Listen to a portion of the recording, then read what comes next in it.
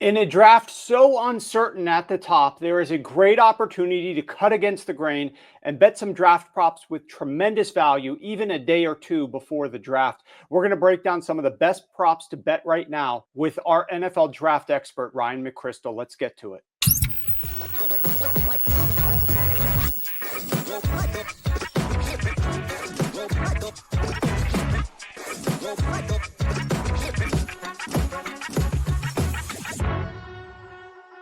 All right, Ryan, you are the best person to talk to right now because you are one of the most accurate in the NFL draft space, more accurate than most of the guys that are the talking heads on TV right now. And I know me and like many others like to tune into what are those guys going to do with their final mock drafts? What is Schrager's final mock draft going to be? What is DJ's final mock draft going to be?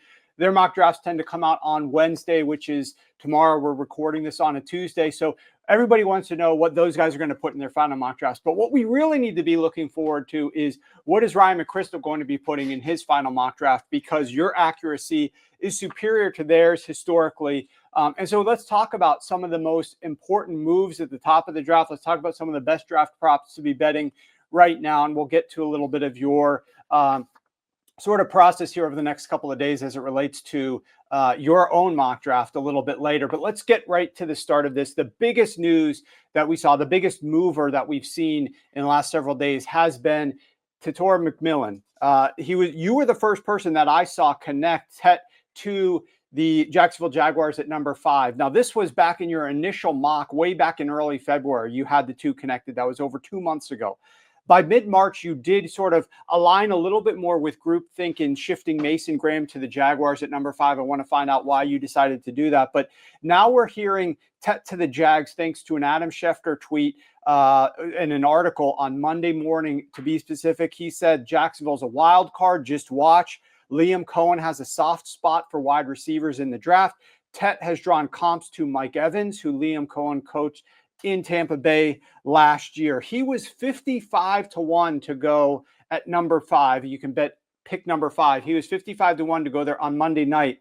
He is now, you can place this bet right now, 8-1. So that's dropped a ton to go pick number 5. The Jags, though, to draft a wide receiver or cornerback, if you look at the market over at MGM, that was 20-1 on Monday when we published an article up at sharpfootballanalysis.com led by your recommendation to go ahead and select the wide receiver for the Jags to draft a wide receiver or cornerback at pick number 5. That was 20-1. That is now down to 10-1. I'm going to ask you in a minute if you still like that bet. So first of all, let's unpack a little bit your personal track record with this selection for the Jags to go with Tet here.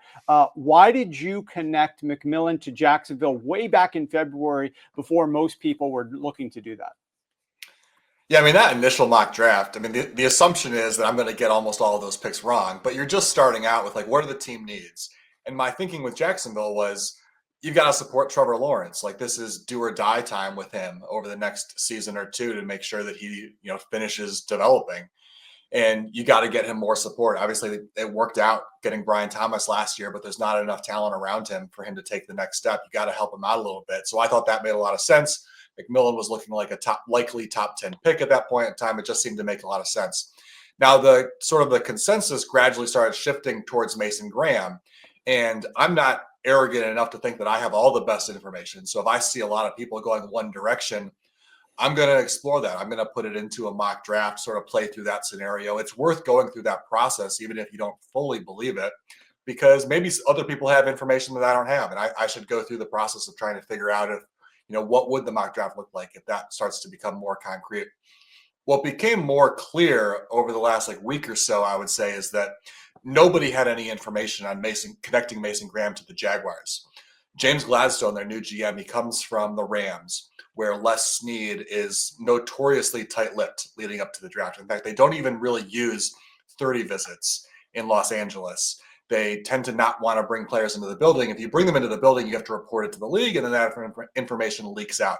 What they do is they tend to go and visit players on college campuses or in their hometown, because you can do that as many times as you want. You don't have to report that to the league. It's much easier to keep it quiet. So we usually don't get any information about what the Rams are doing leading up to the draft. That has proven to be the case over the last couple of weeks with the Jaguars as well. So it just started to become clear that the Mason Graham connection was just groupthink. It makes sense. They could use some help on defense. Graham's a top 10 player. Why not plug him in there? Everybody sort of fell in line with that, thinking that maybe somebody had some information that started this whole thing.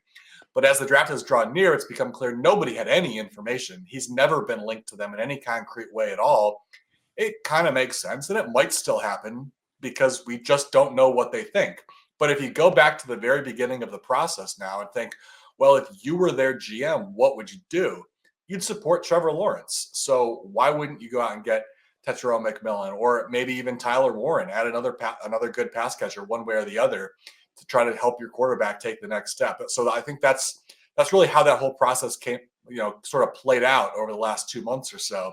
And I think we're right back to where we started with just, we don't have any information. So let's just put ourselves in their shoes and think about what you would want to do. And adding another pass catcher is probably the most logical choice. Yeah, and I read an article just this morning. Albert Breer was saying that he thinks the Jaguars probably go offense as well. So a lot of these guys that seemingly are plugged in a little bit more than the average person talk about the Jaguars going offense. Now, one of the things we're going to do here is we're going to recommend a bunch of different props. We're going to talk about a bunch of different props. And these are going to be props that you can bet right now. Yes, our portfolio probably has some props at better values, better numbers in the past. But we're going to talk about what's actionable for you to do right now. So right now, Ryan, Tet to be the first wide receiver selected is minus 145 at MGM. I'm going to go through a list of about 5 of these, and we'll just go rapid fire here. Do you think that that's a bet worth making? Yeah, I think that's pretty safe. Okay. The Jacksonville Jaguars to draft a cornerback or wide receiver is currently 10-1 at MGM.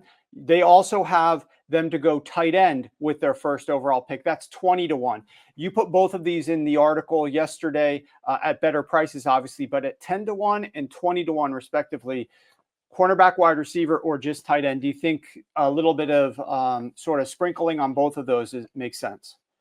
Yeah, I would do a little bit on both of those. Part of my logic here to add a little more historical context to it is go back and look at what the Rams did when they drafted Jared Goff. Now, obviously, they're not just drafting Trevor Lawrence right now, but it's their first opportunity. It's Gladstone's first opportunity to surround him with talent. So I think it's like we should look at it similarly. After they drafted Jared Goff, 7 of their next 9 draft picks were wide receivers or tight ends. That's more draft capital spent on wide receivers and tight ends than the Jaguars have spent in 4 years of having Trevor Lawrence. So I think that he's going to apply that same logic that Les Snead did when Gladstone was in the building, when they drafted Jared Goff, and just invest a lot of draft capital to try to put as much talent around him as he possibly can. So I don't know if it's going to be McMillan or if it's going to be Tyler Warren, but one of those 2 guys, I think those 2 should be the favorites for them. Okay, so that is an outstanding statistic, by the way. Great insight there. Okay, I wrote this on the script last night. Tet top 10 was plus 450. It is now, I'm checking all the lines right now. It is now down to plus 300 at MGM, which is still the best price in the book. Plus 300 at Caesars, down as low as plus 200 at FanDuel. Do you like Tet top 10 at plus 300? That's sort of around the range where I would maybe start to think about just passing on that and attacking one of the other bets, because connecting him to the Jaguars, you get much better odds, and it feels like a pretty good fit. The main reason why I'm connecting him to the Jaguars, but not necessarily loving him as a top 10 pick, is that a trade is possible. If somebody wants Ashton Jeanty, the Jaguars is the pick to go get right ahead of the Raiders. And the Jaguars can probably feel good about sliding down a little bit and still getting at least one of McMillan or Warren. Let's say the Bears want to be aggressive and go get Jeanty, who they've been connected to. They can swap those picks, and either McMillan or Warren is very likely to be available at number 10. They could even slide down a little bit further. Let's say Dallas wanted to be really aggressive and make a similar trade. There's still a pretty good chance. So I don't love it as much. But at 300 plus 400, you could consider it. If it kept dropping lower, I would stay away. Yeah, and like you said, there's other ways to bet it a little bit more confidently. Tet 5th overall. This is the last one we're going to throw out there. We discussed how that dropped. It was 55-1 just on Sunday night. It's now down to 8-1. Any interest in Tet at number 5 overall? Again, that you would get screwed if the Jaguars traded out of that pick. Yeah, because of the trade scenario, I would probably avoid it. At the bigger number, that was certainly interesting, but since it's now, coming down closer to what it would be to just get them with the Jaguars, I would just bet him to the Jaguars and feel better about that because it incorporates the trade scenario. Okay. Now, as you guys know, the NFL draft is here, and we've got something very special that we're doing to celebrate. If you join the mailing list this week between now and the start of the draft, you'll be entered to win our NFL futures package for free. This futures package absolutely crushed last year. We have multiple writers and analysts from the Sharp Football family contributing to this package. We generated plus 20.98 positions of profit last season during the futures package, recording a 64% win rate on non-long shot bets. A $100 bettor won over $2,000 just betting NFL futures with us last season. All you have to do to be entered to win this is go to sharp.football and sign up for the link. Click the link to join our mailing list. That's it. Go to sharp.football and click the link to join the mailing list. We will select a winner after the NFL draft to create an account for you and give you our futures package for free. You don't want to miss this opportunity. In addition, it's NFL draft season, and we are going to send out several of our favorite draft props to anybody who's on the mailing list between now and the start of the NFL draft on Thursday night at 8 p.m. So if you guys want to get a few free draft props, head over to sharp.football, sign up for the free mailing list. It gives you an opportunity also to enter to win a chance to get our futures for free. That's over at sharp.football. Okay, Ryan, let's talk a little bit about quarterbacks in the first round. I know this is a prop that you really like. You like a specific bet related to this market that we'll get to in a second, but first round quarterbacks over 2.5 is minus 185. Under 2.5 is plus 140. The under 2.5 was plus 330 less than a week ago. It has now been dropping, obviously. We know that the Titans are going at 1 with Cam Ward. That leaves 2 quarterbacks that need to be drafted between pick 2 and 32. What is the bet that you like and why? Yeah, I like the under. I think we're more likely to have only Cam Ward go in the first round than we are to have 3 quarterbacks go in the first round. And this comes down to something real simple that we were just talking about offline last night. When the league tells you that this quarterback class sucks, you have to believe them. Everybody who desperately needed a quarterback, other than the Titans, they went out and got one. And some of those teams went out and got 2, like the Browns and the Giants. Some people are still mocking the Giants to Shedeur Sanders number 3. Why would you go out and get a starter in Russell Wilson, a backup in Jameis Winston, and then spend a draft pick on Shedeur Sanders? Makes absolutely no sense. The Browns did the same thing, going out and getting Kenny Pickett. Obviously, they were linked to Kirk Cousins for a while, so we sort of saw their thought process. And then, of course, they add Flacco. So they've got a starter and a backup. Why would they also add another quarterback to the mix just to be the third string guy as your first round pick? It makes no sense. I don't think the Giants or Browns, they're definitely not taking quarterback at number 2 or number 3. I'd be shocked if they even traded up into the first round. Then there's the Steelers, who we are, kind of in that desperation mode. You can't feel good about their quarterback situation, but they did go out and get Mason Rudolph, who at the very least is a good backup, and they're still trying to get Aaron Rodgers. So they're trying to be another team that's going out and getting a backup and a starter so they can just avoid this quarterback class altogether. Now, the Saints are sort of the wild card that's been thrown into this mix because, the Derek Carr injury seems to be like something they probably didn't know about at the beginning of this offseason. They probably thought they were going to have Derek Carr. So, we knew that they needed a long-term quarterback, but we didn't think they were desperate. And now it kind of looks like maybe they are. Because of how this cropped up, though, and because they have a first-year head coach, I don't think they're just suddenly going to, flip the script on their draft process halfway through, a couple weeks before the draft, and say, oh, well, now we're desperate. We've got to get a first-round quarterback. If they happen to really like Sanders or Dart and they were going to take them anyway, regardless of Carr's status, then they're still going to do that. I don't think they're going to say, well, we don't know what Carr's going to bring us this year, so we better go out and draft a bad quarterback in the first round. That's not how someone's going to think, especially a really experienced GM like Mickey Loomis. And especially, the first-year head coach is not going to be pushing for that because he knows he's got job security. They could go, they could win 4 games next year with Spencer Rattler, and he's not going to be worried about his job because, the front office understands the situation he was thrown into. So the league has told us this quarterback class is really bad. Nobody wants to draft them. So why should we assume that 3 of them are going to go in the first round. I just don't think it's going to happen. The league's already told us with their moves what they think of this draft class.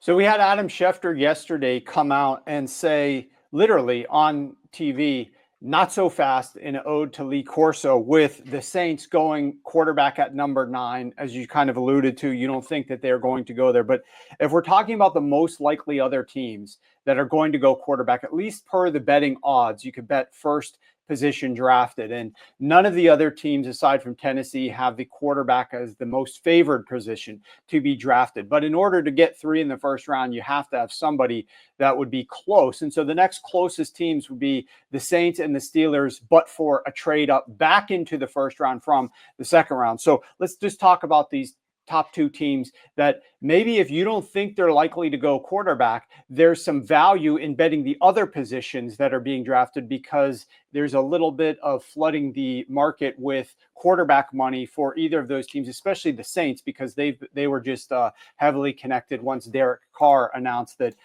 he's got the shoulder injury. So Schefter, though, says not so fast with the Saints at 9. We just saw Albert Breer come out today and say he thinks just one quarterback is going to go in the top 20. So the Saints' first position drafted, defensive line or edge, is plus 250 at Caesars.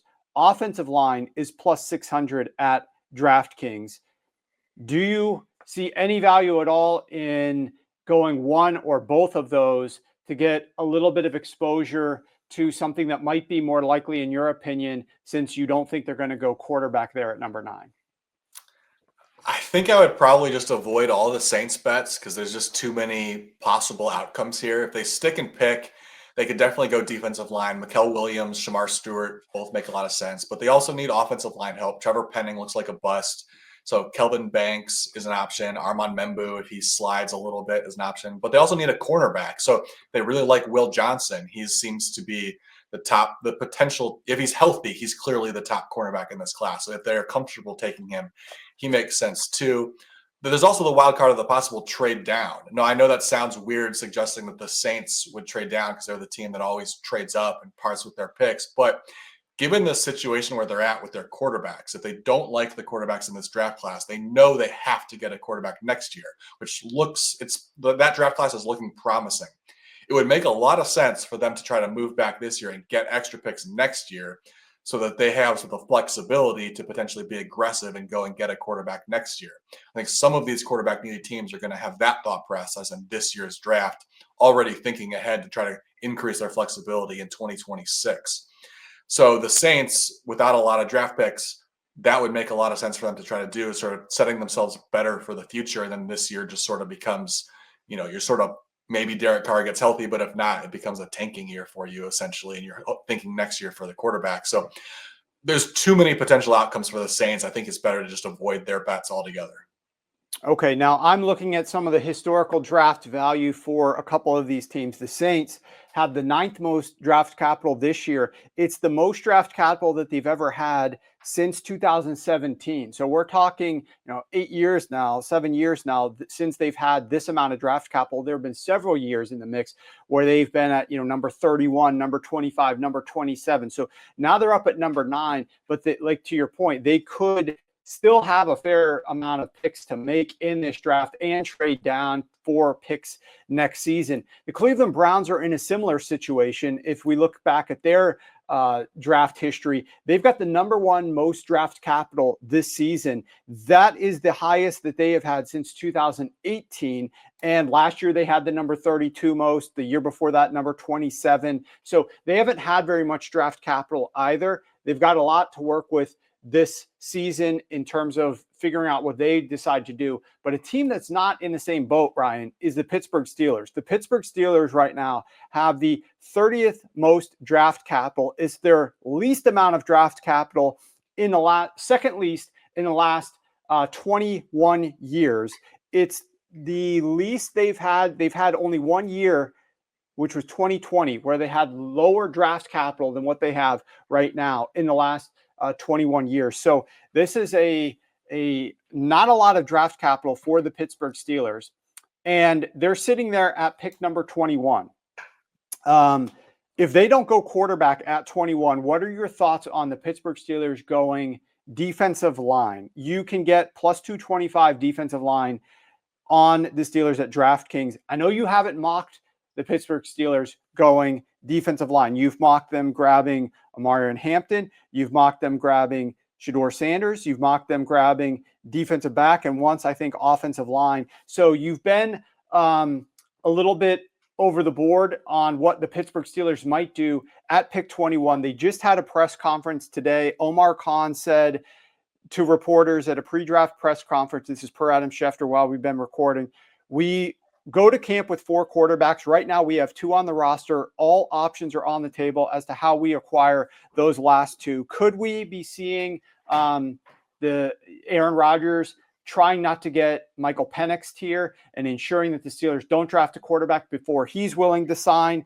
That's a potential possibility. Mike Tomlin, as it relates to Omarion Hampton, and you never know, these coaches could be giving disinformation, but he did say, quote, in the same press conference, I certainly feel comfortable with Jaylen Warren's ability to be a running back one and handle that load.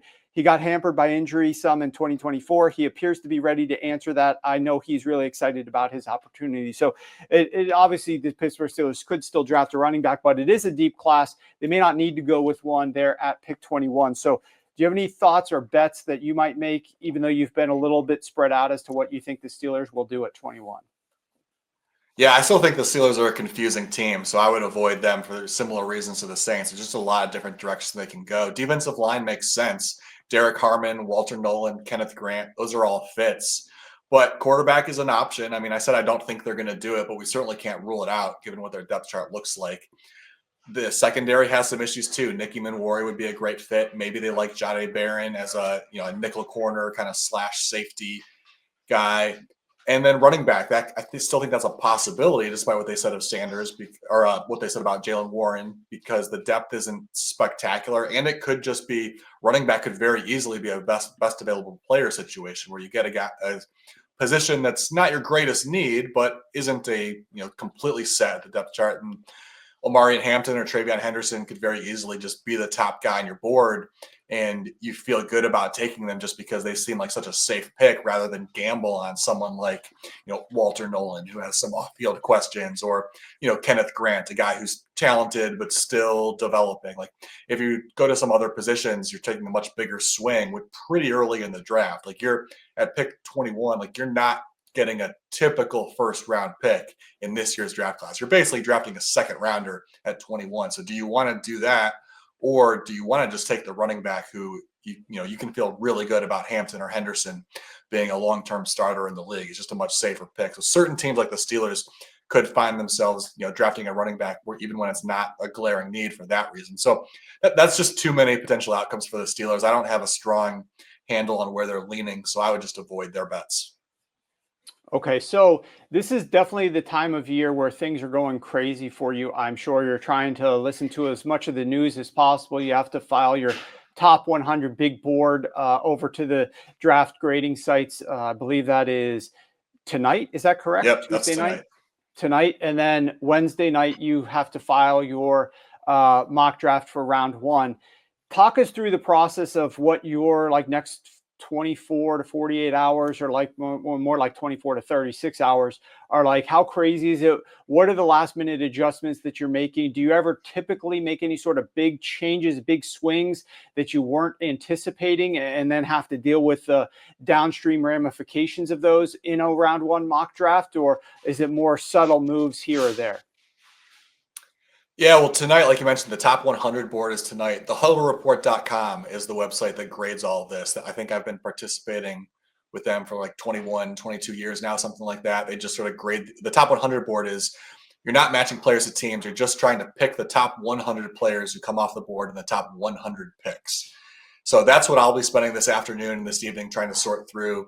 Just with that, it's like a lot of reading about character guys, reading about injuries, trying to sort through are guys actually going to come off the board we think they are, or are some players that are they at risk of sliding for some of those reasons? Trying to sort through that, and then with the mock draft, just reading as much as possible about those similar things. Reading a lot of what the beat reporters say, because when stuff does leak late in the process, it sometimes is to the beat reporters. And that can sometimes slide under the radar. A lot of the beat reporters aren't necessarily household names yet. They haven't been in, their market for a long time. So sometimes there can be some really good information that leaks out. If you read all of the, local newspapers and whatnot from some of those beat reporters, get some good information. And just talking it over with some people. I have some guys I know in the business who've been doing this for a long time as well. And we'll share some notes and talk through it. And it's like putting a puzzle together. Like, we've got most of the information. You just got to piece it together. And if you really study what the teams do, what the GMs like, what the coaches like, and who these players are, you can come close to putting it together. I know people who don't like mock drafts often kind of laugh at, like, you're only getting 7 picks right or whatnot. But if you read through my mock draft, like, I'm mentioning lots of players, and I'm going to mention the right player at most of the teams. Like, yeah, it's hard to name the exact guy they're going to take because one team can do something crazy and it's going to throw everything off.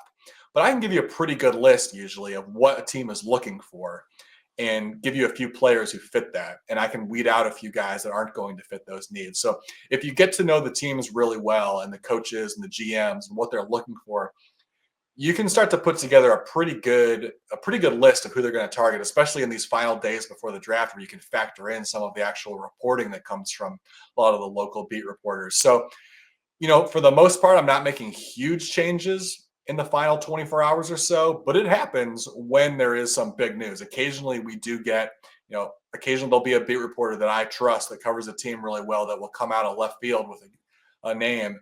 And I know that beat reporter is not just going to throw something out. Someone who covers the team for a long time, they're not just going to throw out a wild guess at the last minute. So if they throw something wild off the board, a lot of times I'll run with it because they're probably they're not doing it for clickbait or anything like that. If I trust them and they've shown over the years that they're good covering teams draft, they've probably got good information. So some of the weird stuff that comes out in the last 24 hours before the draft is actually some of the best information if you know where to look. So just how serious, obviously, Ryan takes this, you can tell, but this is something that he's been doing for several decades.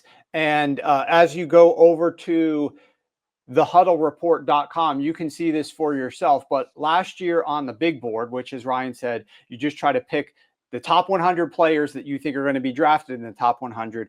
Ryan got the second best score. The best score was 85 out of 100. Ryan got 84 out of 100.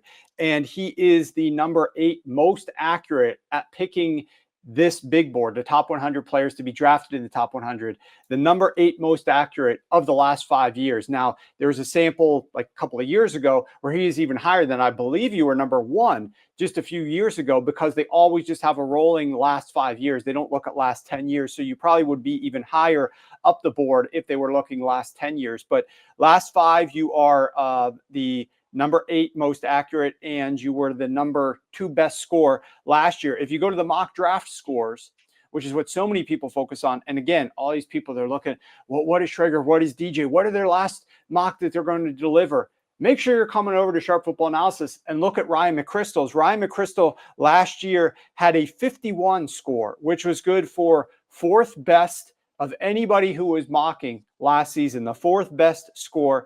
And right now he sits also at number 8 most accurate over the last 5 years. It is mock draft score. So Ryan absolutely has a great track record of being extremely accurate. As he mentioned, tracking what these GMs typically do, what their trends are, what different beat reporters are saying. So much goes into it. This is pretty much Ryan's Super Bowl. And so I don't envy you with the work and the stress that goes into these last 36 hours, but I always pay attention to your mock drafts. And so make sure that you guys not only are going to be looking at his mock draft, which is going to be finalized up on the website Thursday morning, get on that mailing list, because you're going to get the mock draft sent to you before we announce it publicly on the website. So if you want to see that mock draft as soon as it drops, the very second that it drops, make sure you go to sharp.football and sign up for our mailing list. That is how you're going to get Ryan's mock draft the instant that it is published up on our website. We're also going to publish his big board on Wednesday morning, because he finalizes that Tuesday night. If you want to see what his big board is, which again, he had the second best score last year, make sure that you are following along on our mailing list as well. Sharp.football. Sign up for that. You'll get some free draft props, and you'll get access to the chance to win a futures package this upcoming offseason. All right. Now let's run through the entire first round. Let's talk about a lot of different players. And I think at this time, Ryan, we're just a couple of days before the draft. There are opportunities here because of how uncertain this year's draft has been. As at the top, there haven't been any trades of first-round picks. We don't know which teams are moving up. We heard a rumor today that the number 2 and the number 3 teams are looking to trade down, potentially fielding offers. Cleveland Browns, New York Giants potentially interested in trading down. Are we going to get enough teams that want to trade up since they're not going up for that quarterback there at number 2 or number 3? Maybe there's not as much value they're willing to give up. Maybe there's not as much interest from those teams trading down. But there's a lot of uncertainty here with this draft. And we talked about that pick number 5 and how those odds changed dramatically with these teams to pick a certain player. And some of these teams to pick a certain, not a certain player, a certain position, there is an oversaturation of groupthink, and you can get some good value even just a couple days before the draft, fading some of that groupthink. So let's start at the top here. The Las Vegas Raiders, they are favored to take Ashton Jeanty. I'm pulling up the most recent odds right now. I'm looking at live odds only, fresh odds, plus 110 at FanDuel to take a running back with their first pick, even money at DraftKings, and plus 105 at Caesars. If the Raiders do not take Jeanty, and it was actually a little bit higher than that, but we saw some Jeanty going to pick number 5 instead, and so that saturated the pick number 6 where the Raiders are at. If the Raiders don't take Jeanty, though, could you see them going offensive line? Right now, offensive line is as high as plus 270 at FanDuel. Yeah, it's a possibility. Armand Membu would be a good fit for them at right tackle. They played DJ Glaze there just last year. He was drafted just last year in the 3rd round, but he struggled, ranked 30th in pressure rate. And obviously they've already cleaned house from last year's staff. So the guys who drafted him are already gone. So Membu would be a good fit for them at right tackle. That's a possibility. The risk in playing that is that even if they don't go Jeanty, there's a lot of other options. Mason Graham, Michael Williams, Jalen Walker on the defensive line all make sense as well. So I think, those 4 guys are probably the most likely non-Jeanty picks. So if you bet offensive line, it's only like 1 out of the 4 fit that. So I don't think that would be my favorite way to attack the Raiders pick. Okay, the Raiders do have some opportunity. And we also saw earlier today, there was some discussion about the Raiders. And I want to read this report verbatim from Albert Breer. He said, quote, they pull it here. Calvin Banks is more of a prototype left tackle than Campbell is, and he's more polished and pro-ready than Membu is. I think he could go as high as number 6 to the Raiders, and I wouldn't be stunned to see him land at number 9 to the Saints, number 10 to the Bears, or number 11 to the 49ers either. Now, Banks, I think his over-under is like 13.5 and is strongly juiced towards the under, so maybe not as much value to take him at one of those spots. But the theory is the Raiders could decide to go away from running back and grab one of these other good running backs later on in the draft. They do have the 10th most draft capital, and instead of selecting Jeanty, go offensive line with Pete Carroll. Now let's talk about the Carolina Panthers. They sit at number 8. Every single mock draft that you've done, Ryan, has the Panthers taking an edge. They are plus 110 at Caesars to take an edge. Do you think that that's worth a bet? Yeah, I think so. The one risk is I don't know for sure what Jalen Walker will be labeled as. I think what the sportsbooks have often done in the past is it depends on how you're announced. He could be announced as a linebacker, so you're kind of at risk there. I think it's Michael Williams or Jalen Walker. I think that's what their choice comes down to. Maybe Mason Graham if he were to surprisingly fall, but there's a few, Graham could go 5 or 6. But he would be another defensive lineman who'd fit. I think it's a pretty safe bet, but I don't know the reason I'm not more confident is I'm just not sure what Jalen Walker will be labeled as. And that might be why it's not, a minus number there, because otherwise I'm not sure who you're expecting the Panthers to take. It seems pretty obvious that they're going defensive line. So Walker being labeled a linebacker is maybe the reason why that looks more appealing than we should think. Yeah, and right now the linebacker is plus 160 at its peak. Over at FanDuel, it's plus 150 at Caesars and at DraftKings. Yeah, that makes me think that they may just be calling Walker a linebacker, because otherwise there's no reason for linebacker. If Walker's being labeled an edge ahead of time, there's no reason for linebacker to be plus 160. It'd be, plus 500 or something like that. Right. So potentially that could throw some confusion into it. And I believe, did you have them going Walker there? You don't have to tip your hand as to what you'd be looking to do, but your last draft you had them going Michael Williams, but in the prior 4 mock drafts that you've done, you had them taking Jalen Walker. So you're on the fence as to which one of those to go. And both of them are very likely to be there, considering most of the other players ahead, most of the other teams ahead of them, with Abdul Carter being off the board by then, are going to be looking to go offense, especially if the Jacksonville Jaguars decide they're not going with Mason Graham at number 5. The Indianapolis Colts. At 14, every single mock that you have done has the Colts taking an offensive lineman. However, many others I've seen have the Colts taking a tight end first at pick number 14, and that's actually the strong favorite at minus 115. Offensive line is plus 325 at Caesars. Let me look at the live odds right now. I'm seeing tight end as low as minus 115 at Caesars. I'm seeing offensive line as high as plus 325 also at Caesars right now. Do you think offensive line is worth a bet there, considering you've had them taking offensive line in every single one of your mocks to date? And remember, Ryan doesn't always necessarily tip his hand with throughout this entire process. There's some wrinkles up your sleeve. There's a reason that you're one of the most accurate mock drafters out there. You don't want to reveal everything in your earlier mock drafts. So we don't know yet what you're going to do in your final one, but might there be some value there at plus 325? Yeah, I do. This is a fun one to talk about because there's some good trends. Chris Ballard's obviously been there a long time, so we have a pretty good idea of what he's looking for in the draft. Now, I'll address the tight end thing right off the bat because it's realistic. Even though I haven't mocked it there, it's realistic. Tyler Warren, if for some reason he were to fall, I think he would be an option for them. I think they may even just run to the podium with that pick. That may be their target. It's just that I don't think he's going to be there. So that's one of the reasons why I don't have them taking a tight end. Colston Loveland is the other possibility, but he doesn't really fit a lot of their trends, especially since he hasn't tested because of the injury. We don't really know what kind of athlete he would test as. We think he's a really good athlete, but does he meet the Colts thresholds as far as their athletic testing numbers? I don't know for sure, and I'll get into that a little bit now because Ballard has 2 very strong trends at the beginning of drafts. He likes older, more mature players, which is a little bit different than a lot of GMs. There's definitely some teams that are almost exclusively drafting guys who are, 3 years in college, 20 or 21 years old. Ballard's the opposite. He wants guys who've been in college for 4 or 5 years. 9 of his last 12 first and second round picks have spent at least 3 years in college. So he likes the older players. Also, 9 of his last 12 first and second round picks have had a 9.0 or higher relative athletic score, often abbreviated as RAS. If you're on social media, I'm sure you've seen people tweeting about it and whatnot. Basically, it looks at your athleticism relative to your size and relative to your position, sort of gauge everything else being equal, what type of athlete are you compared to your peers?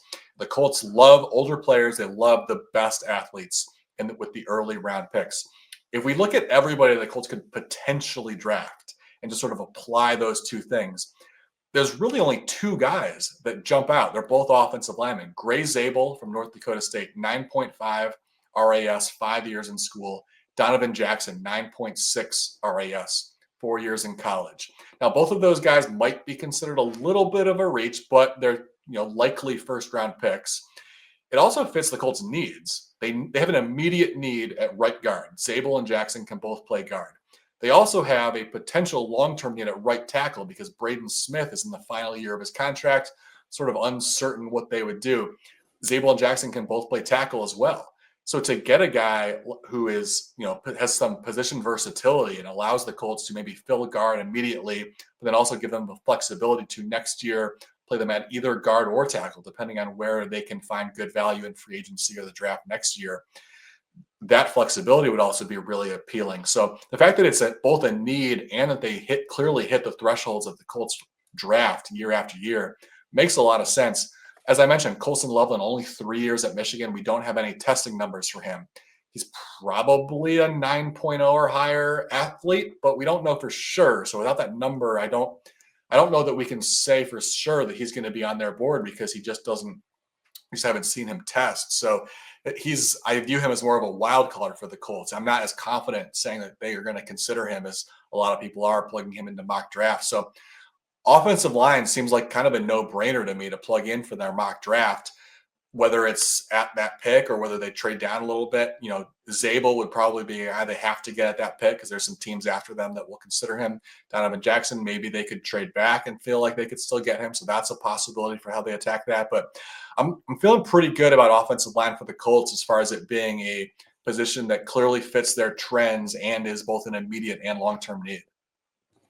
Yeah, and there's a couple different ways, Ryan, to help a quarterback. I know the tight end is one way to help a quarterback. You can say, oh, he might be able to block a little bit, but also he's a downfield threat. But if you need to protect that quarterback and you're sitting there and you've got Anthony Richardson and you've got Daniel Jones, and they're going to be competing in the offseason for the starting role as QB1 for the Indianapolis Colts, it does make sense to try to shore up that offensive line, to actually give one of these two guys who both are liabilities in some sense and their ceilings are limited, especially when they're under pressure. Give those guys a little bit of time, give them a chance back there behind the offensive line to actually work the ball down the field, figure out and go through a little bit of their progression. So that certainly does seem like it's not being viewed by many as a potential for the Indianapolis Colts, but something you're looking at and something that does provide some value there at plus 325. Yeah, to add to that, for Anthony Richardson, what type of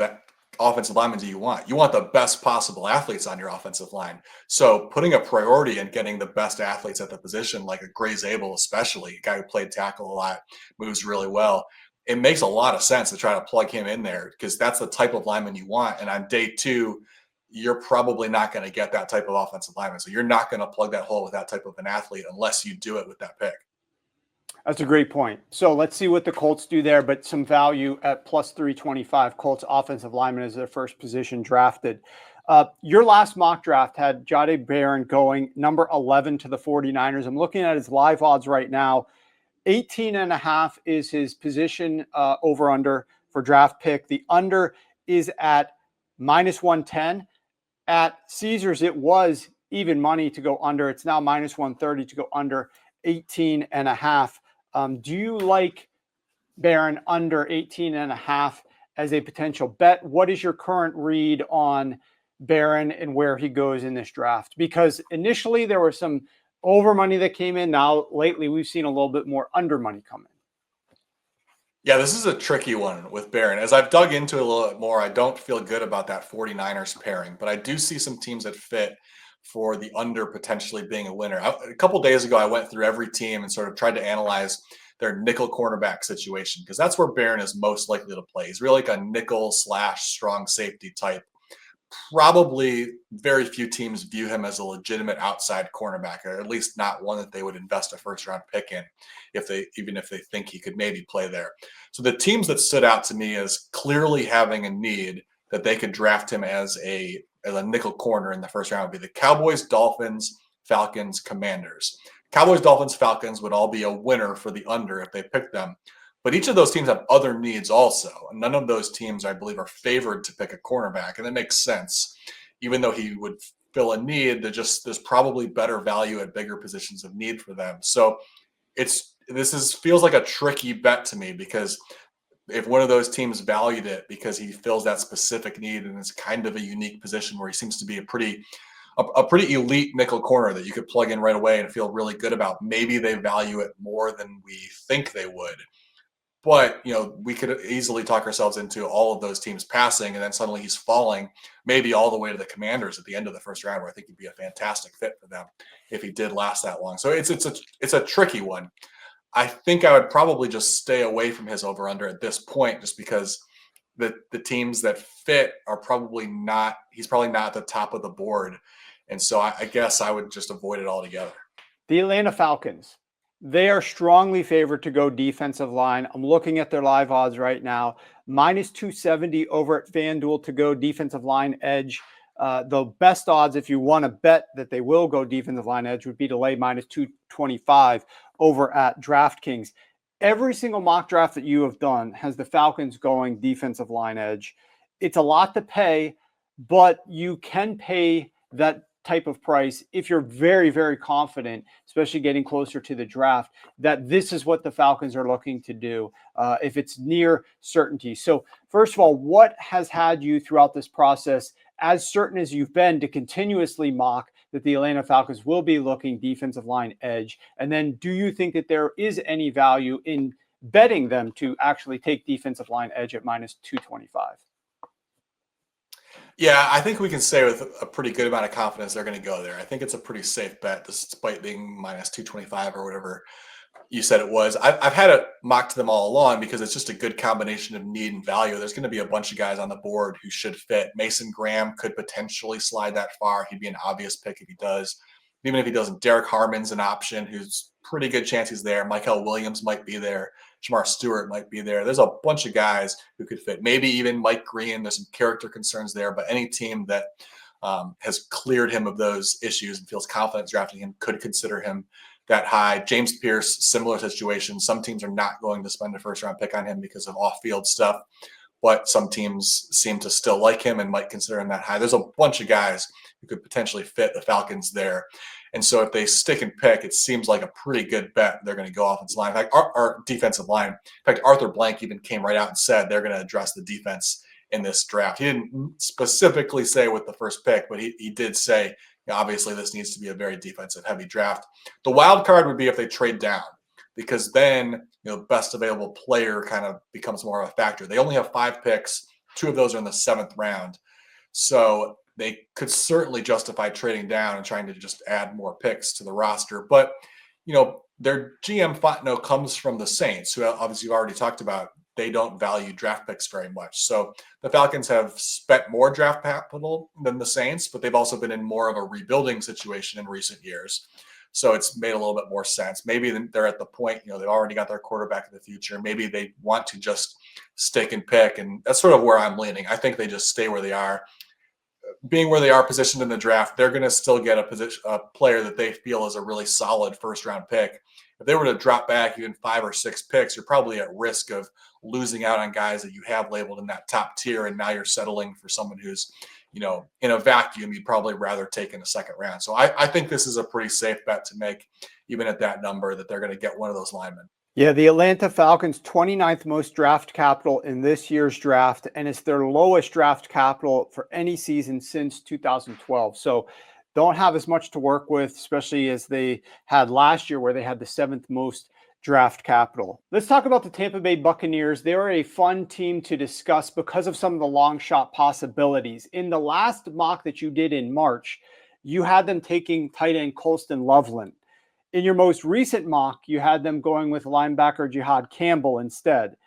Defensive line and linebacker, as we're looking at the live odds right now, those are the positions they're most favored to bet based upon the betting market. Those are the positions they're most likely to pick.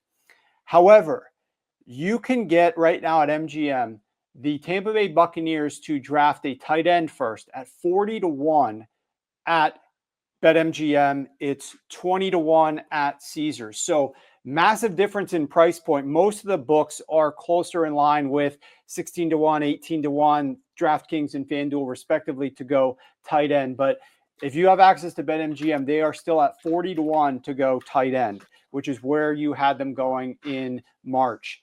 Do you think that there's an opportunity to take a flyer, a high upside bet on the Tampa Bay Buccaneers to go tight end, or what are your current thoughts about what the Bucs might do with pick 19? Yeah, it certainly makes sense that they would go defense because that's where the more glaring needs are. But I think at those long odds, at 40-1 odds, it's probably worth just throwing a little something on them to take a tight end because they could definitely justify Colston Loveland as a best available player pick. Now, we've seen a lot of reports over the last week or two of, guys in the know saying like, Colston Loveland's going to go a lot higher than he's going in the mock drafts. Teams really like him. That's all fine to say. I'm sure they're telling the truth. I'm sure teams are telling them that. the problem is when you go through the process of putting together a mock draft, you have to find an actual fit, a team that needs a tight end and can justify taking him over a more premium position. And every time I go through that process, I have a hard time finding a spot for Colson Loveland in the top half of the first round. We already talked about why I'm uncertain about the Colts being a fit for him. That might be a good fit. It's a need. Maybe they're comfortable with his athleticism, and maybe they're guessing that he'll fit their threshold. But like I said, they tend to like older players with elite testing numbers, and he's a younger player who didn't test at all. So he might just be a big question mark on their draft board that they're not willing to take that early. And a lot of the other teams higher than this don't necessarily, they probably shouldn't be prioritizing a tight end. So they might really like Loveland a lot, but it's probably a better bet to go in a different direction because this is just not a premium position. The Bucs, however, number one, they do have Cade Otton, but he's in the final year of his contract. There's a lot of other needs, but the best guys at the defensive positions are going to be off the board. Like Jalen Walker is not going to be there. Michael Williams is probably not going to be there. Shamar Stewart's probably going to be gone already. The more premier players at the position are probably going to be gone. So you're going to be taking a player who's more of like a second round pick in a vacuum type of player, 19 overall. Or you could take Colson Loveland, who I think is a perfectly legitimate strategy when you have the strength of your team to just continue building upon that strength and make it an even more dominant offense. Obviously, they had some firepower on offense last year.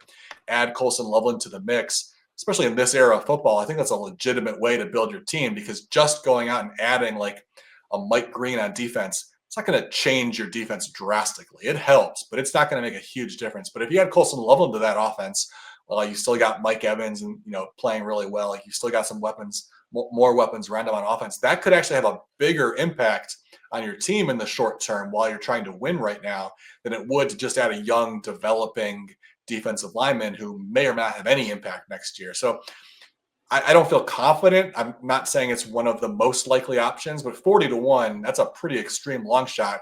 And it's very easy to see a scenario where he's sitting there as the best available player on their board. So putting a little something on it, I think that's justified. You're getting me excited on this one, Ryan. I think we got to do it. I think 40-1 is too rich to pass up here. And you look at Baker Mayfield, he's working with yet another offensive coordinator there. He keeps having to deal with new offensive coordinators. I want to say he's worked with, this will be his 9th in 7 years, something along those lines. It's been pretty incredible, the number of offensive coordinators that Baker has had to work through. But last year, he posted career highs across the board in so many different metrics off of a great season, led that team to really exceed expectations last year. Before we get to our next team, the Denver Broncos, I do want to remind everybody watching that there is no better way to prepare for the NFL season than with what we've got over at Sharp Football Analysis in the form of our draft kit and our 2025 football preview book. Our team has been working around the clock since the start of the offseason, putting together player profiles for over 100 rookies looking to break into the NFL that you are going to be able to draft in just a few weeks once the NFL draft is completed. You can see everything we've uncovered by purchasing our Sharp Football Draft Kit. In addition to these rookie profiles, you get dynasty rookie rankings, seasonal rankings, our projections from a statistical perspective for this upcoming season, tiers, which are great, a deep dive write-up of our player tiers, which is one of the best in the industry. I would stake my money on that pretty strongly. Team-by-team previews, dynasty tiers, dynasty rankings, draft approaches, videos, and live chats with Rich that are exclusive only to Draft Kit subscribers. So head on over, go to sharp.football. You can look up the information on our draft kit. You can save a ton of money on the draft kit just by getting one of the fantasy football season subscriptions. The draft kit gets thrown into that at a very low price. So highly encourage you to check that out. And then, of course, while you're there, do not forget to pre-order our 2025 football preview book, which will be coming to you live in just a couple of months here. It is the best way to kick off the summer. It is the best way to get ready for the NFL season. It helps you whether you're betting futures. It helps you whether you're trying to get a better understanding of what these teams added in the draft. And Ryan writes a bunch of our information on all of the rookies that each of these teams drafted and tries to help get you ready for the impact that this rookie draft class is going to deliver. But there's so much information there, over 500 pages of analysis. You can find the book right now, pre-order over at sharp.football. So make sure that you go ahead and check that out. And while you're there, of course, sign up for that free mailing list to get a couple of our draft props and be entered to win a free futures package. The Denver Broncos, Ryan, this is a team that you have mocked a skill player in pretty much every single one of your mocks, whether it was one of the top running backs, whether it was Matthew Golden still available, whether it was the aforementioned Colston Loveland, if he slips past those teams at 14 with the Colts and then the Tampa Bay Buccaneers at 19. Is there any clarity on who you like? I'm looking at some of the live odds right now for the Tampa Bay Buccaneers. They are still favored to take a running back. And you do stand to benefit. There's been some speculation and rumors that could they look to trade up the board? Might they go for a bigger swing than staying at number 20? So if they do trade up the board and draft a running back, you'll still hit that because running back is minus 130, minus 155 at its peak over at DraftKings. Wide receiver is the best number there is plus 400. And so those skill players are the two most likely based upon the betting odds. Any insight into what you think the Broncos might do, whether it's stick and pick at 20, who they take, or a trade up? Yeah, I mean, the trade up is plausible. Obviously, that would be for Ashton Jeanty, and he'd be a really good fit. I think the move there would probably be they would potentially get in contact with Peyton's former team, the Saints, at number 9 and try to jump the Bears. If Jeanty were on the board there, that would make so much sense. We just talked about how the Saints could potentially be interested in future draft capital to get their quarterback next year. This would allow the Broncos to go and get Jeanty. So that seems like a plausible scenario if Jeanty slipped a little bit to the back of the top 10. Running back feels like a good fit, even if they stay put. Omarion Hampton has been the more popular pick. That certainly makes sense. I wouldn't be shocked at it by that. I'm starting to lean towards Travion Henderson as the better fit for them, though. We know that Sean Payton really likes athletic pass catchers. He's had a bunch of those guys over the years: Reggie Bush, Darren Sproles, Alvin Kamara, all different types of players, but pass catching has been a strength of their game. That's Henderson. He's probably the best pass catcher as a running back, non-Cam Scatterbo division at least, but much more explosive than Scatterbo is. So I'm sure Payton would rather have a guy like Henderson early than maybe wait for someone like Scatterbo later on. It just seems like a good fit, especially because you have Audric Estime on the roster. Now, the argument for Hampton would be that he's more of like the true 3-down running back. You wouldn't necessarily want to give Henderson 20 carries in a game. You'd probably rather give him 12 carries, 5 or 6 catches, something like that. But you've got Audric Estime, who seems like a promising early down back. He's not super explosive. He's not going to, play a big role in the passing game. But to bring him in some of the more obvious running situations, unlike, the 3rd and 2 situation where you just want to hand it off to the running back, or, when you got a lead and you want to just, run the ball down the middle for a while, Estime can do that and sort of take that off of Henderson's plate. That's sort of making me think that Henderson is probably the best fit for them. But, I'm not overconfident in running back just because wide receiver seems really realistic for them as well. Matthew Golden, the speed on the outside, Peyton has also liked that. He's drafted players like that in the past. That would be really appealing. Emeka Egbuka, he's not the speed guy. He's more of like the slot guy, just a reliable starter. But Sean Payton has also loved Ohio State prospects over the years. Another reason to connect Henderson to them. So I'm sure Emeka Egbuka is on his radar as well. Colston Loveland, obviously, if he were to slide a little bit. Early on, I thought Colston Loveland was a slam dunk for them. But since they've added Evan Ingram, and then going out and adding Colston, that's probably not the best use of your offseason resources as you're trying to build the best roster for Bo Nix in this year, just because, you can obviously play with 2 tight ends, but Ingram and Loveland, there's a lot of overlap and skill set there. So even if he's on the board, I'm sort of leaning away from that. But yeah, there's a lot of skill positions there. I lean running back, but those wide receiver options are certainly there as well. I'd say I'm maybe 55% running back, 45% receiver if I were to, place my confidence right now. It's crazy. When you look at the Denver Broncos last year, they're going to have a massive addition by subtraction just by getting rid of Javonte Williams.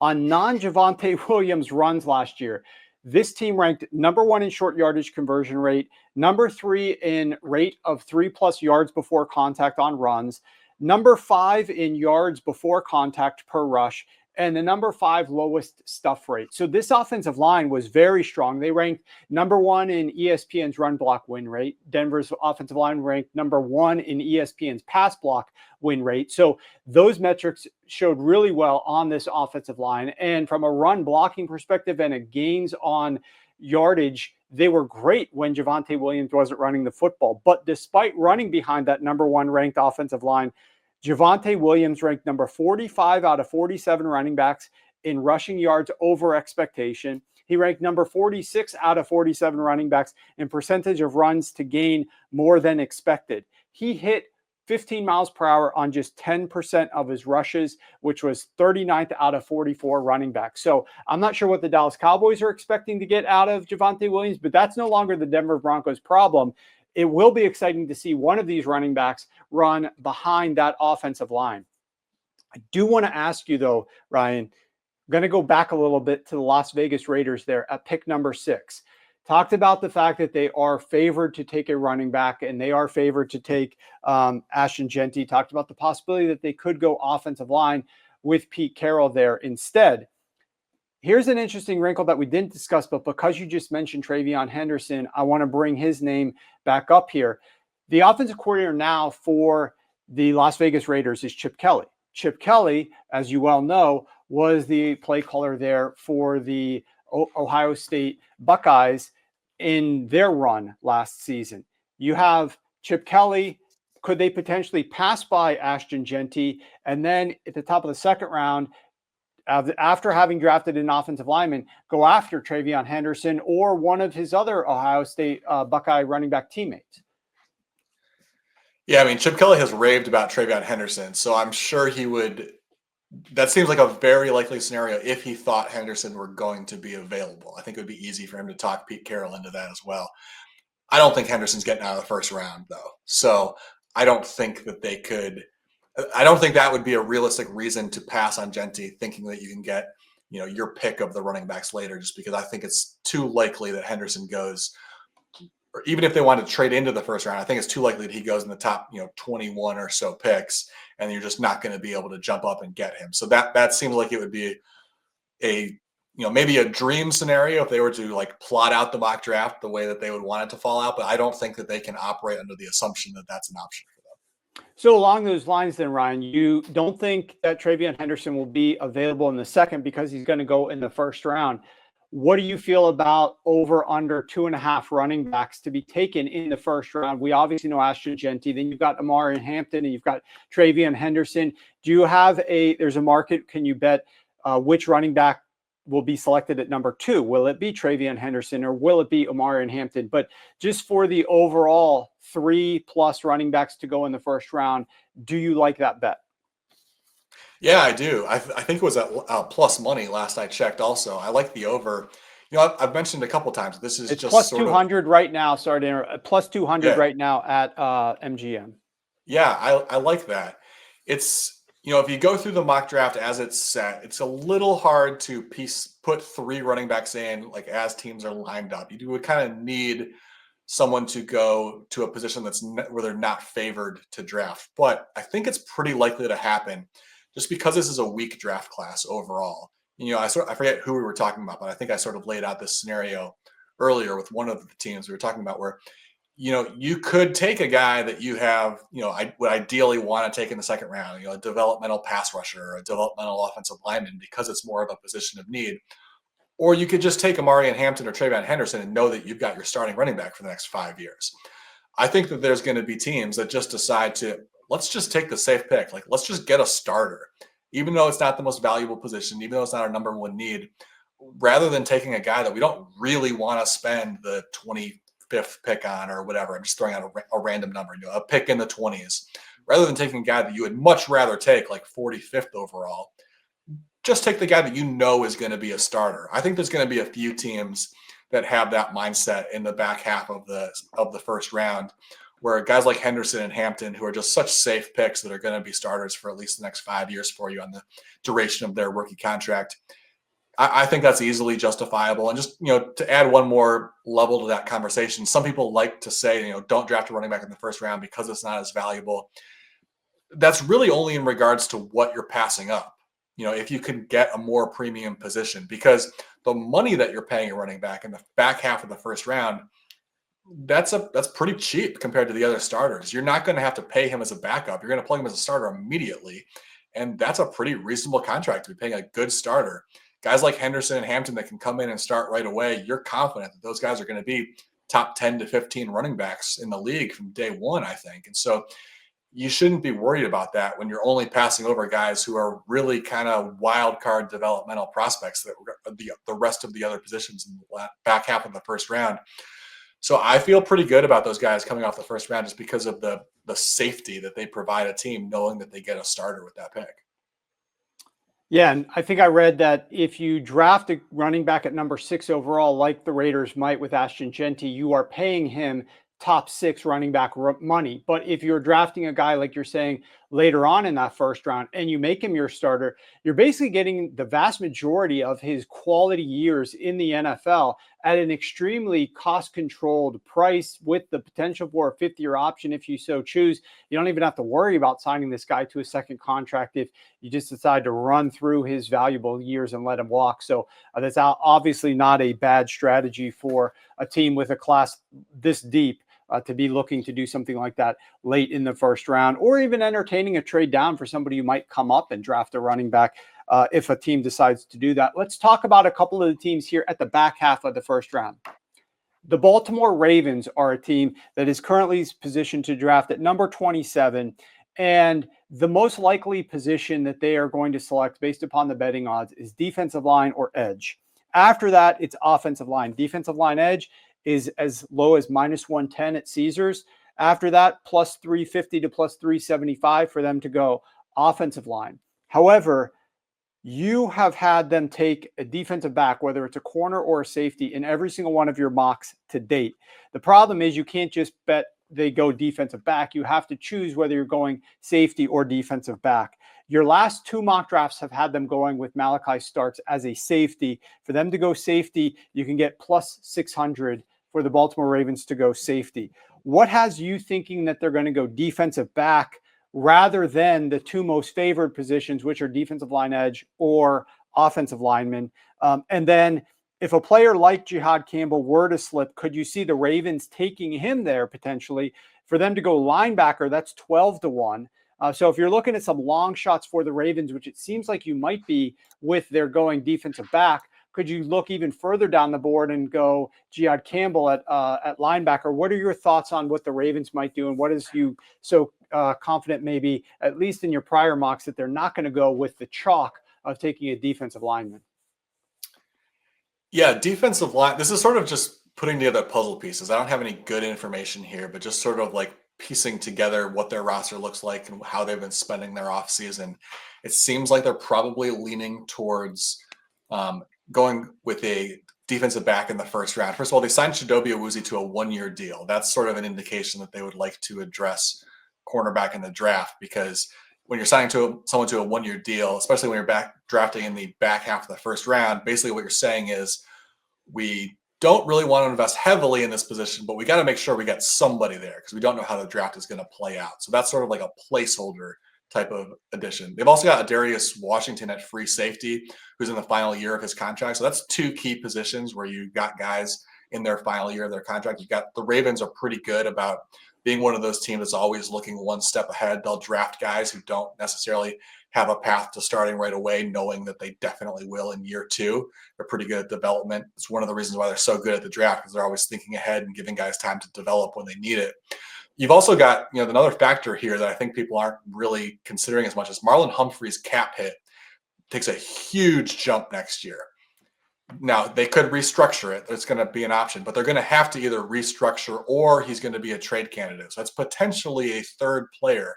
If he were to make things difficult on them in restructuring, that they may have to also think about a replacement there, depending on how that plays out over the next year or so. So there are a lot of holes. If you look at the 2026 roster, a lot of question marks in the secondary. So that has led me to think that the Ravens are going cornerback in the first time. Also, paying attention to their pre-draft visits. They have spent a lot of time with defensive linemen, but it's a lot of guys that are going to get drafted on day 2.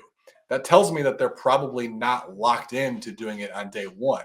maybe if the right guy falls, if someone were to slide unexpectedly into their lap, they'll address it.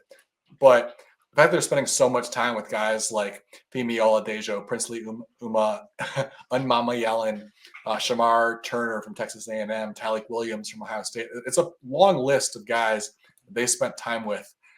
So it kind of looks like they're going to figure that out on day 2, and that cornerback or safety is going to be the position that they try to address. I also wanted to mention Nick Emanwori, the safety from South Carolina. I don't know that he's going to last that long, but one of the things that I do sometimes when putting together mock drafts and sort of like putting myself in the GM shoes is I think about like if this were my rival, who do I not want them to get? And Nick Emanwori answers that question for the Ravens, because to have a versatile safety like that paired with Kyle Williams on a defense that we know they like to throw multiple looks at teams, they like to be guys they like having those guys who are interchangeable parts on defense so they can confuse quarterbacks. To have 2 safeties that can kind of do the same thing, just line up anywhere on defense, that would be terrifying as an opposing quarterback, the different looks that they could throw at you.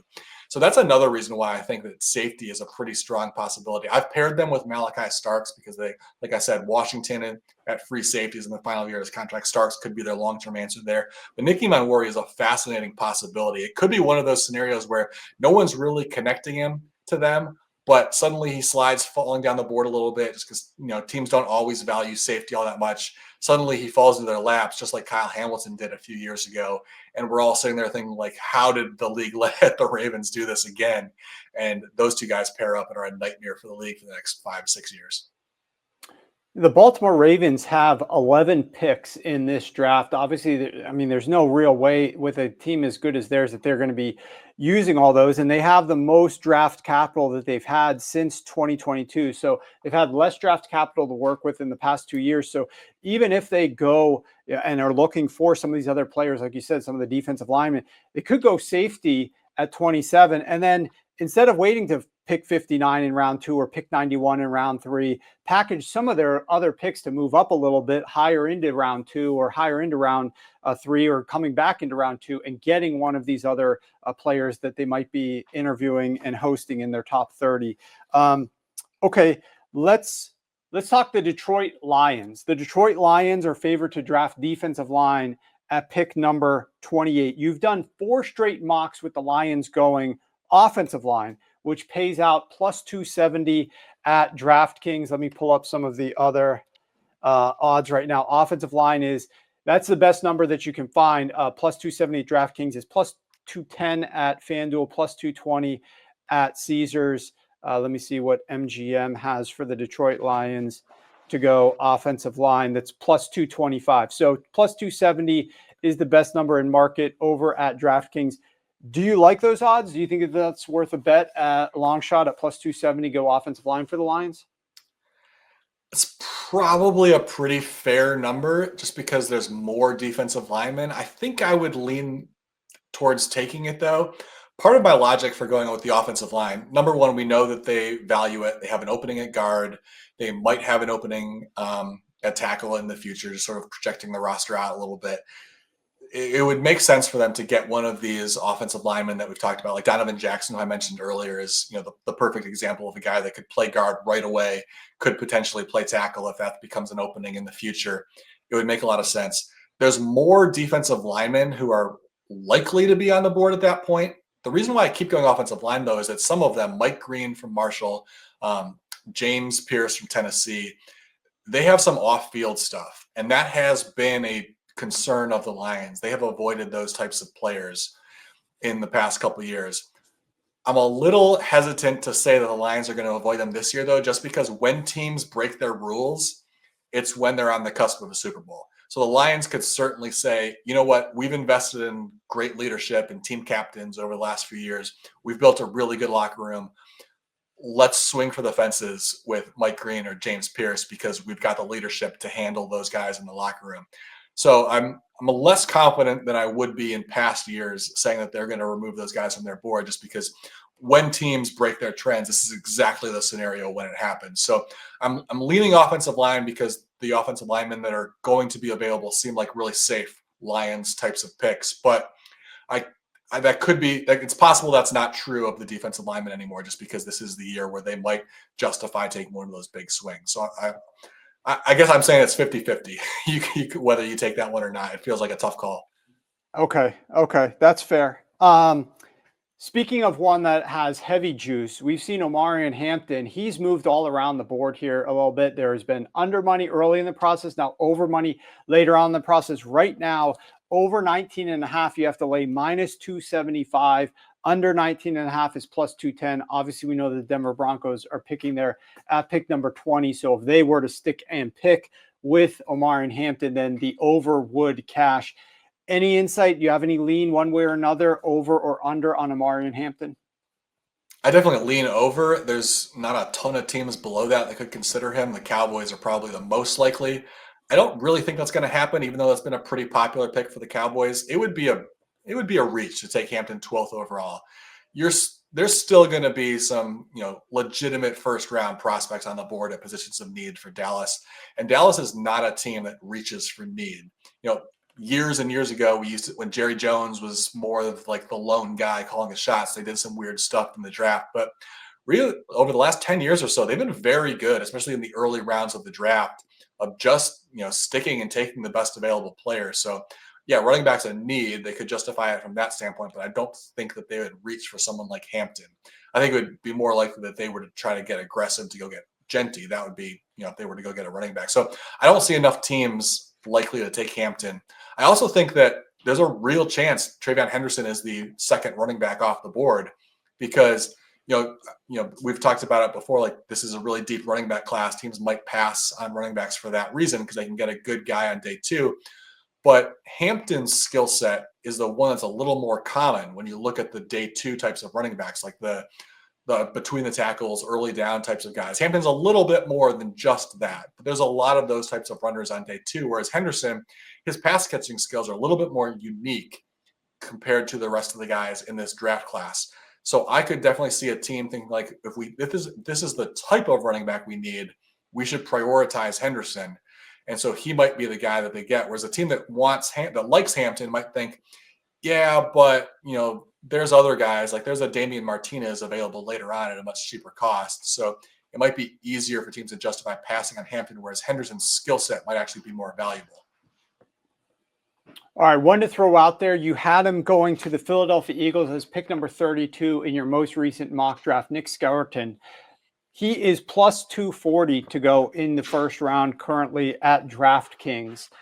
Any buzz on him landing in the first round, or was that just kind of filling a position? Is there any signal that we should be looking at, or any buzz around that player in terms of being any value going in the first round? Yeah, no, I think that's a good bet. I think Scourton's going in the first round. I think that the league as a whole probably views him a lot higher than some of the media boards have had him. A lot of, I know because I go through this process of trying to evaluate my players myself. Just, you've got to evaluate a lot of players when you're trying to cover everybody in the league. And it's easy to just go back and look at games from last year and think, well, Nick Scourton's not really that explosive. He's not making much of an impact. I happen to have watched Scourton a little bit the previous summer because I thought that he was going to be a top 10 pick type of player. And when he was 19 years old at Purdue 2 years ago, he was the best pass rusher in the Big Ten at 19 years old, surrounded by very little talent at Purdue. He was terrorizing the Big Ten. He's still only 21 years old. He had to put on a lot of weight to play in that scheme at Texas A&M. He's dropped weight since then. I think he is going to go in the first round because teams are going to, the scouts that are working for teams, they've obviously were already aware of him when he was at Purdue. They know what type of stud he was when he was playing at that lower weight, how he was terrorizing Big Ten left tackles at the age of 19. I feel pretty good about him going in the first round. And he's one of the candidates to potentially go much higher than we've seen him in mock drafts, because a team could certainly justify, given the age, given the early production that he showed at Purdue, he could come off the board, maybe Atlanta, Arizona, Tampa Bay in the top 20. That could be an early spot for him. Interesting. Okay, so that's going to be one to get on sooner rather than later, in my opinion. Let's look at Matthew Golden real quick. His over-under is, you can go under 17.5 minus 150 or under 16.5 -122. Your most recent mock had him going to the Packers. We'll talk about a bet that you like for the Packers there momentarily, but not until pick number 23, obviously, which is where they draft. Do you see any value in betting Matthew Golden one way or another here? He's a popular name. You already like taking Tet as wide receiver 1 to be drafted. Matthew Golden, obviously widely viewed as the second best wide receiver in this draft class, although Emeka Egbuka, there's some people that are liking Egbuka a little bit here. Where do you see Matthew Golden realistically being drafted? And do you think it could be inside that top 17 to 16 picks, which would mean that if it was the Bengals at number 17, which is unlikely to be a big need of theirs, considering they just locked up so much money for their wide receivers, that they would be picking number 17. So you'd be looking at the Cardinals or anybody who picks earlier on in the draft. Yeah, I would lean over on this. Golden's a tricky one to figure out. Historically, the fastest receiver goes pretty high. He ran a 4.29 at the combine. The problem is, the reason why he's so much lower on my board is he just wasn't very good. Like, he was almost a non-factor at Houston. Even when he transferred to Texas this year, it took him a while to sort of fit into that offense, even though they didn't have a lot of great pass catchers around him. He really turned it on in the playoffs for them, and he made a big impact there. He emerged as their legitimate number 1 weapon in the playoffs, so he closed his career on a high note. But go back to the history of the draft and look at the 4.2 wide receivers with minimal college production. It's bust after bust after bust after bust, often drafted by guys like Matt Millen or the Bengals back in the day when they were incompetent, or Al Davis. And so on one hand, there is a long history of that wide receiver being drafted too early. On the other hand, teams have done a much better job of hiring general managers. It used to be pretty easy to look at the list of 32 GMs and identify the village idiot in the room who was going to draft the 4.2 wide receiver just because he's fast. I don't know that I can point to that GM anymore. Most teams are run by, guys who paid their dues in the scouting ranks and worked their way up and have a really, really good, just a lot of experience making, being involved in decision makings. You don't have like that Matt Millen who was just, pulled off the streets and thrown into the GM's chair anymore. Those types of guys just don't really exist. So I kind of think Golden is a candidate to fall. I think maybe the mock drafts putting him near the top is just sort of that we're in the habit of putting those fast wide receivers near the top of the draft. I do think he still lands in the first round. I don't think he falls far. But sliding to a team like the Packers, where I had him, it seems like a plausible scenario where a team at the back end of the first round can maybe justify it a little bit easier than those teams in the first half of the first round. So let me ask you this before we get to the Packers. Let's go back to the Dallas Cowboys. In your most recent mock, you had them going Tet at number 12. I'm not going to put you on the spot and ask you if you're going to move Tet up to number 5 to the Jacksonville Jaguars or not. But clearly the Cowboys do have a need at wide receiver. Do you think that if Tet goes earlier, they are not going to be interested in Golden? Does he not fit what they sort of would be looking to draft? And if no, what position do you think that the Dallas Cowboys, if Tet is off the board, might look to go? What's the direction you think you might be leaning towards them doing at number 12? It's tough because on one hand, they are obviously entering this draft thinking that they're just a couple pieces away from legitimately competing. Like, they've got to have that mindset, right? So could they maybe talk themselves into reaching for Golden? Because that speed on the outside would certainly help CeeDee Lamb and, the work that he does in the slot a lot of times. Like, you could see them talking themselves into that. But like I said earlier, they tend to not reach. So over the last decade or so, they don't reach for needs. So I'm leaning towards them passing on Golden if he's the top wide receiver. McMillan seems like a legitimate pick for them. I think they'd pass on Golden. Jahdae Barron is one who's a potential candidate. They definitely have a need as a slot corner, so that could be a best available player type of pick who also fills a need for them. Could also just be one of the pass rushers. Like, you can never have too many pass rushers. They saw just within their division how well the Eagles did with a pretty deep pass rush unit last year. Adding someone like Mykel Williams, if he's the best available player on their board, you can almost always justify that type of pick just because of how valuable it is to have a good rotation there. So I think they would pass on Golden because the Cowboys have some options at other positions that are close enough to a need that you can justify going best available. Okay. Let's finish let's talk the Green Bay Packers. The Green Bay Packers, you mocked them going golden at pick number 23, him lasting to 23. So you could double dip over 17.5 or 16.5 if you want to lay a stronger price. And you have the Packers going wide receiver. Now, they are not projected to go wide receiver. It's not what they're projected to do with their first pick in the draft. Their most likely favorite is defensive lineman edge. The second most likely favorite is that their first pick is the cornerback. Both of those are like plus 100 to plus 130, plus 175 at DraftKings for them to go cornerback. The wide receiver is plus 700 over at FanDuel for the Green Bay Packers' first pick to be a wide receiver. This is not something that they typically would be looking to do, pick number 23 in the first round, but you think that there could be a little bit of value in sprinkling on that long shot. Why is that? Yeah, I think the reason why it's such a long shot is there's this perception, especially among Packers fans themselves, is that Brian Gutekunst will not draft a wide receiver in the first round because we've seen them make some, at least what at the time felt like some questionable decisions to pass over players who could have helped Aaron Rodgers out towards the end of his time in Green Bay. He's made it very clear that they are considering a wide receiver. One of the trends with the Packers is that Gutekunst typically goes and visits his eventual first-round pick at his pro day.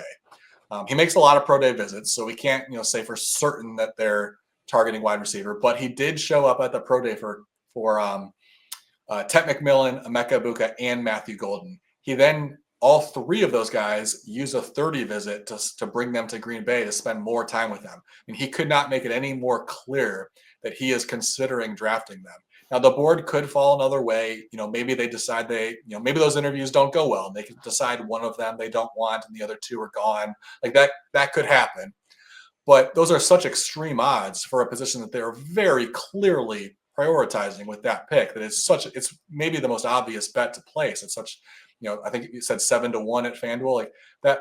They've made it very clear that they're considering this. I also think one specific scenario to look out for is if Tet McMillan slides a little bit, they're going to consider trading up because not only have they shown a clear interest in him, but he is the prototypical Brian Gutekunst wide receiver. He likes, on the outside, he likes big wide receivers. Christian Watson, Equanimeous St. Brown, Marquez Valdez-Scantling. Like there have been some other guys who they've drafted who haven't panned out and played as much, but he's drafting big 6'4", 6'5" wide receivers at a pretty high rate. He loves taking swings on those guys later in the draft. Watson has more or less panned out and has been pretty good for them. A lot of those other guys have never really risen above, role players for them. McMillan just seems like the obvious, like this is your chance. Go out and get that dude who can come in and be the guy you've been hoping these other guys developed into. Obviously, it's going to require the Jaguars passing on him at 5, and he's going to have to slide a little bit. But if he slides, especially if he were to slide past Dallas at 12, I think at that point, Green Bay starts to seriously making some phone calls and trying to move up to get him because it's just the perfect fit at a position of need with the prototypical Packers wide receiver. Well, I will throw out there, if we're talking about sliding past the Dallas Cowboys, Jerry Jones, as we are recording this just 3 minutes ago at his press conference, it was not sounding like offensive line was not off the table. He said, quote, the reason we struggled last year was not because of the running back position. It was because of the offensive line. And obviously we know the Dallas Cowboys need to figure out how to run the ball. We obviously talked about them getting the running back Javonte Williams from the Denver Broncos and how terrible he was behind a good offensive line in Denver last year. Now he's going to an offensive line that Jerry Jones is commenting on was struggling last year. And it's the reason they did not have as much success. Jerry Jones and the Dallas Cowboys have had a good offensive line in years past. They built that offensive line up very strongly. They've lost some pieces there. They're sitting there at number 12. And offensive line, they are favored to draft a wide receiver with their first pick in the draft. Minus 150 pretty much across the board for the Cowboys to draft a wide receiver. For them to draft an offensive lineman, it's plus 430 over at FanDuel, plus 400 at a couple of other spots. It's the second most likely, but still very far behind offensive line. Do you think with that breaking news, Ryan, that there's any reason not to sprinkle a tiny bit on the Cowboys to go offensive line potentially at number 12? I know I just asked you what you thought the Cowboys would do at number 12. Yeah, I mean, I haven't really considered that, but like I said, they often go best available. It's certainly plausible that they could say, like, if Armand Membu falls a little bit further than we're thinking, Kelvin Banks, there's a decent chance he's on the board, who could also potentially be a good marriage of, near the top of your board and also a position of need. Both of those guys also have potential guard tackle versatility, which could be key as you're sort of projecting their roster out into the future, that maybe you play him at guard immediately, but you have some flexibility to move him to tackle if eventually you want to, have someone slide in at right tackle for Terrence Steele. That seems plausible. It's also worth noting, I mean, I'm surprised that they would consider offensive tackle that much, unless it was just purely a best available. But Jerry Jones has, in recent years, has been prone to speaking out of turn and maybe spilling some secrets sometimes. So I wouldn't just dismiss it. Like, that could be some very good information that he's sharing. All right. Well, I hope you guys have enjoyed this very good information that we've been sharing here. And if you have, make sure that you are subscribing to us here on YouTube. Sharp Football Analysis shows throughout the rest of the offseason. We're going to be going live with Ryan McCrystal on Thursday night draft night, starting with pick number 23. We're going to be with you through the conclusion of the first round and just a little bit of spillover after the first round, talking about the aftermath of all of these picks. We're going to be coming to you live on all of our social channels with instant reactions to the picks as they're being made throughout the first round. So hopefully you guys are using this opportunity to get a lot of great insight from our team here, but couldn't thank Ryan McCrystal more. I hope that you guys are following him on X, over at Blue Sky, and of course over at sharpfootballanalysis.com, where he's one of the most accurate at forecasting and prognosticating, whether it's the big board top 100 or it's the first round of the draft. So make sure that you guys are getting all of his insights and analysis at sharpfootballanalysis.com or on our mailing list, where you'll hear it first. Go to sharp.football to subscribe to the mailing list. Ryan, thank you so much for the time, the insights, the analysis, the draft props, and we will wish you good luck and let you go to your quiet room. Get some padding, block the kids out of there, and get your head down, talk to the people you need to talk to have another great draft season. Thanks for joining us. Yeah, thanks. It's the best time of year. All right. Well, great luck to Ryan McCrystal here in just a couple of days. We're really looking forward to this first round. Hope that you guys are going to be joining us on Thursday night. We will see you then.